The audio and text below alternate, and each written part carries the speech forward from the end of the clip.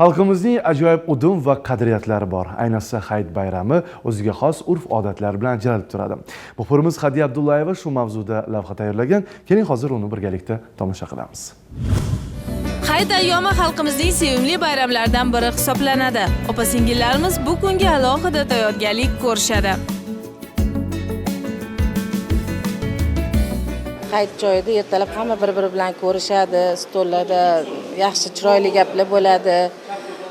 Nevaralarimizga xo'roz qand, nima ulashib, hammasiga sharchalar berib, xursandchilik bilan Hayit bayrami nishonlanadi.